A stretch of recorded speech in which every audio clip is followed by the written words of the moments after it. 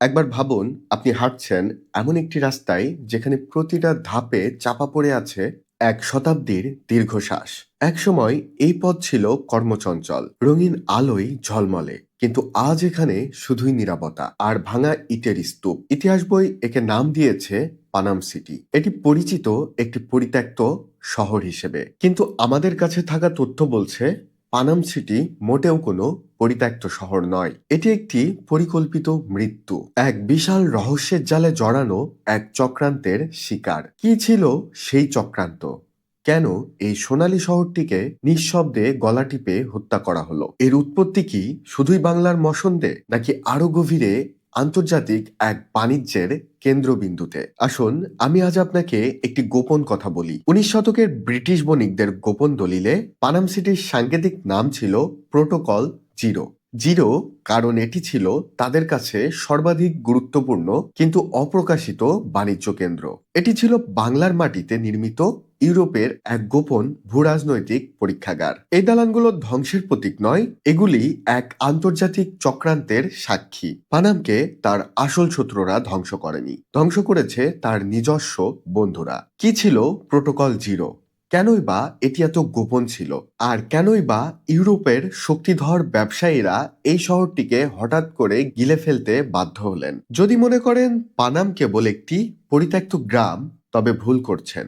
এটি এমন এক ঐতিহাসিক ধাঁধা যার উত্তর খুঁজলে আপনার ইউরোপের শিল্প বিপ্লবের ইতিহাসও বদলে যাবে। দর্শক, এটাই হচ্ছে সেই মৃত নগরী।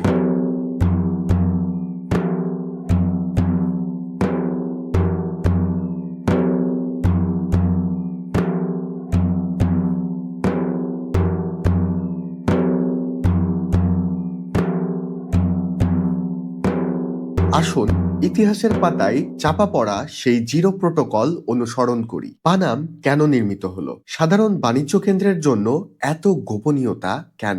এর আসল কারণ ছিল মসলিন একচেটিয়াভাবে নিয়ন্ত্রণ করা। প্রোটোকল জিরো এর লক্ষ্য ছিল বাংলার মসলিন যেন কোনোভাবেই প্রতিদ্বন্দ্বী ফরাসি বা ডাচ কোম্পানির হাতে না পড়ে। পানামের স্থাপত্য কেবল ইউরোপীয় ছিল না, এটি ছিল ইউরোপীয় ফোর্ট বা দুর্গের আদলে তৈরি। প্রতিটি বাড়ির প্রবেশপথ ছিল সরু, জানালা ছিল ছোট ছোট, যেন হঠাৎ আক্রমণে আত্মরক্ষা করা যায়। এটি ছিল বেসামরিক বসতি নয়, এটি ছিল বাণিজ্যিক দুর্গ। পানামের প্রতিটি বাড়িতে যে গোপন সুড়ঙ্গ ছিল তা কেবল আত্মগোপনের জন্য নয়, এর মূল উদ্দেশ্য ছিল দ্রুত পণ্য এবং তথ্য পাচার। এই পথগুলো ছিল পানাম থেকে সরাসরি জলপথে নামার পথ। বিপদ দেখলে ব্যবসায়ীরা গোপনে তাদের মসলিন ও সোনার চালান সুড়ঙ্গ পথে নৌকায় তুলে দিতেন। পানামকে বলা হতো ক্যাশ অ্যান্ড ক্যারি সিটি। এখানে কোনো ধার বা ঋণ ছিল না, এখানে লেনদেন হতো সরাসরি সোনা বা মূল্যবান মুদ্রায়।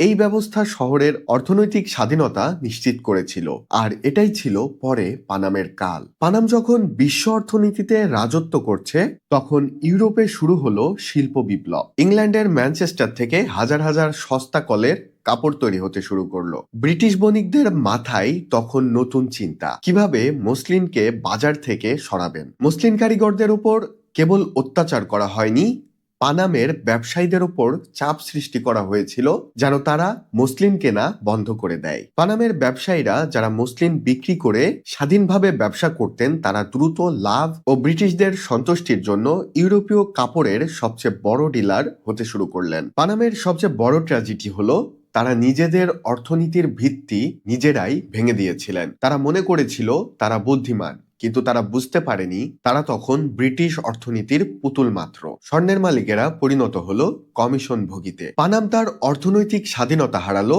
কিন্তু শারীরিক উপস্থিতি তখনও বজায় ছিল। এর মৃত্যু তখনও নিশ্চিত হয়নি, কিন্তু ব্রিটিশদের হাতে তৈরি দ্বিতীয় আঘাতটি পানামের কফিনে শেষ পেরেক ঠুকে দেয়। পানামের জীবন ছিল জলপথ। ব্রিটিশরা জানতো এই জলপথের কারণেই পানাম টিকে আছে, সুতরাং তারা সরাসরি পানামকে আক্রমণ না করে তারা লাইফলাইন বিচ্ছিন্ন করার কৌশল নিল। 1905 সালে যখন ঢাকা থেকে বন্দর নগরী নারায়ণগঞ্জ পর্যন্ত রেল লাইন বসানো হলো, তখন উদ্দেশ্য ছিল একটি ট্রেড ট্যাঙ্গেল তৈরি করা। ঢাকা উৎপাদন ও প্রশাসন, নারায়ণগঞ্জ বন্দর কলকাতা মূল রাজধানী। এই ট্রায়াঙ্গেল থেকে পানামকে সম্পূর্ণ বাদ দেওয়া হলো। পানাম ছিল এই ট্রায়াঙ্গেলের বাইরে থাকা একটি এজেন্ডা। ব্রিটিশ প্রশাসনের বার্তা ছিল স্পষ্ট, পানামের আর কোনো প্রয়োজন নেই। ব্যবসায়ীরা দ্রুত বুঝলেন তাদের বাণিজ্যের কেন্দ্র পানাম থেকে নারায়ণগঞ্জে স্থানান্তরিত হয়েছে। পানামের দালান কোঠা যতই সুন্দর হোক না কেন, ব্যবসায়ীরা লাভ ছাড়া এক মুহূর্তও সেখানে থাকতে চাননি। এটি ছিল এক নীরব সুদূরপ্রসারী অর্থনৈতিক হত্যাকাণ্ড। কোনো রক্তপাত হয়নি, কোনো যুদ্ধ লাগেনি, শুধু বাণিজ্যের রুট বদলে পানামের শ্বাসরোধ করা হলো।